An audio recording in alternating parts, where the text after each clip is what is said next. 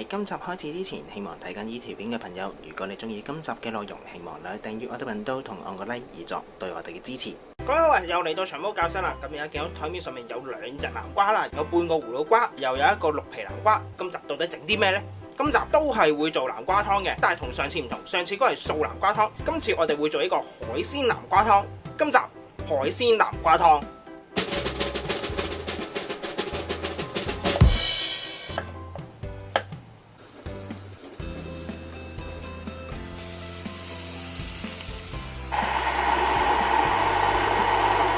話明海鮮南瓜湯咧，梗係唔少得海鮮噶嘛。今次我哋會有蜆、有青口、有蝦嘅。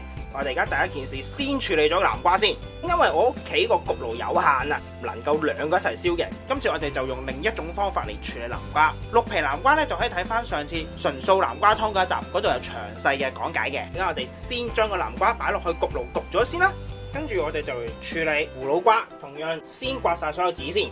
刮晒所有籽之後，我哋就會用刀去皮嘅，先切咗頭尾兩端先啦，可以先切一半嘅。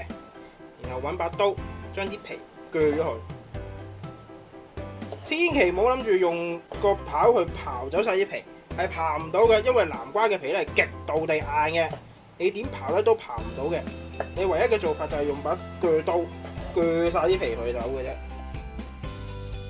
鋸晒一個啦，鋸埋另外一邊先，跟住我哋將佢切細塊嘅，方便翻去整腍佢一陣間。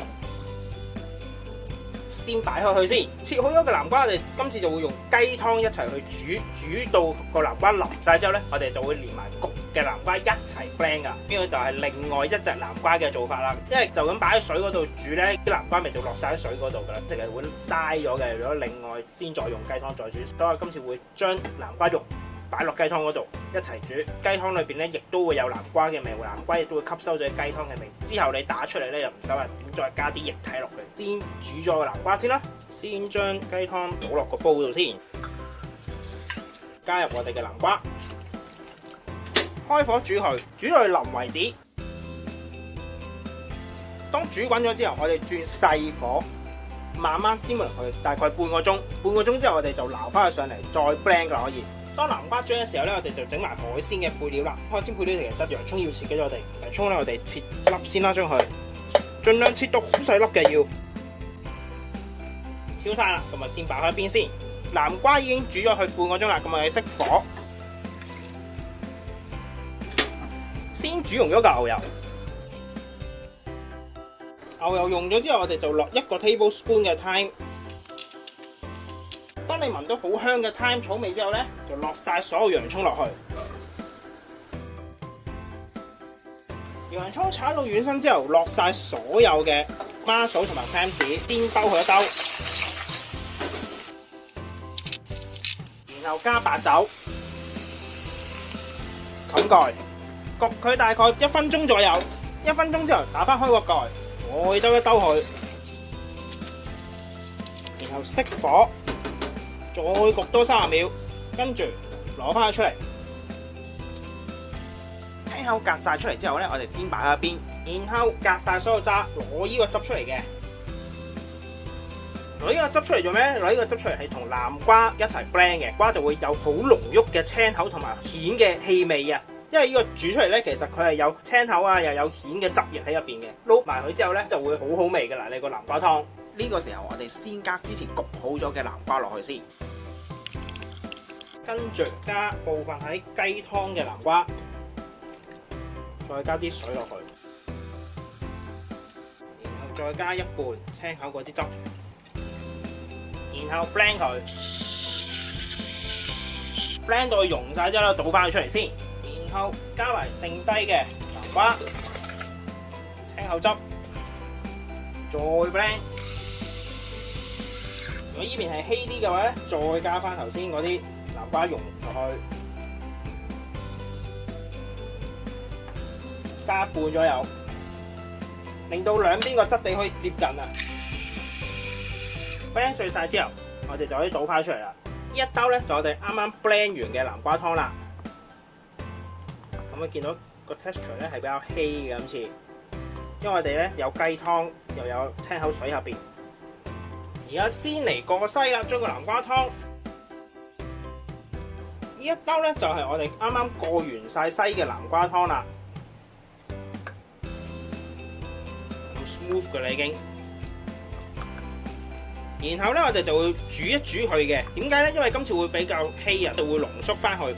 之後加 cream 令到佢更加滑嘅。如果你而家加咧，佢就會更加稀。先濃縮咗佢先，先煲翻滾佢。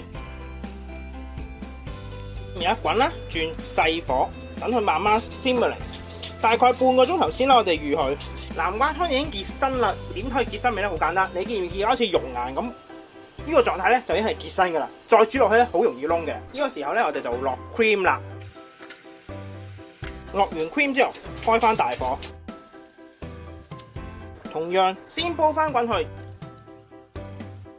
滾啦，轉細火，同樣先落嚟半個鐘頭。然後要做嘅就係將青頭同蜆去殼，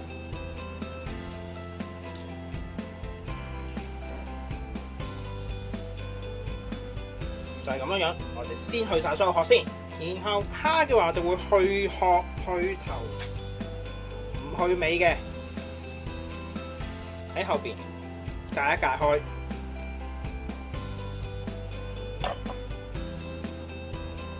攞條蝦腸走，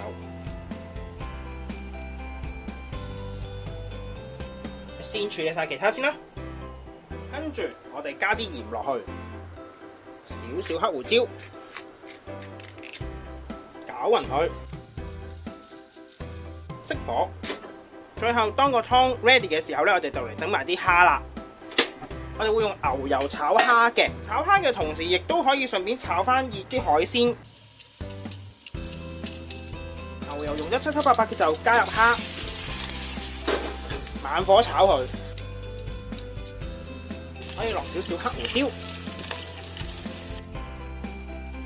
當啲蝦差唔多嘅時候，就加埋其他海鮮，兜翻熱佢。跟住就可以熄火，最後就喺度批挺啦。先加入南瓜湯，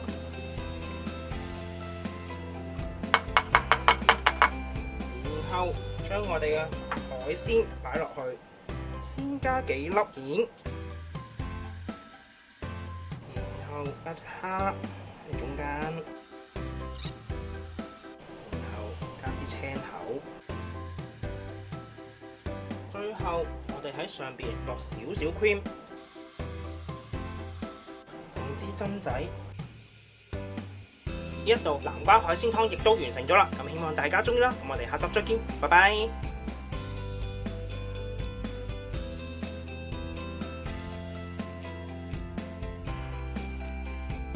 試一試下而家，可以見到係好 creamy 嘅，而家係好香、好濃郁嘅南瓜味，仲有啲海鮮嘅味啊！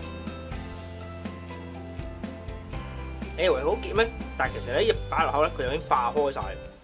今集亦都差唔多啦，多謝各位收睇。詳細食譜我哋會上載喺 Facebook 專頁度，有興趣嘅話可以上去查閱。另外，如果中意我哋頻道嘅話，希望可以訂閱我哋頻道同按個 like，以作對我哋嘅支持。希望大家中意啦，我哋下集再見，拜拜。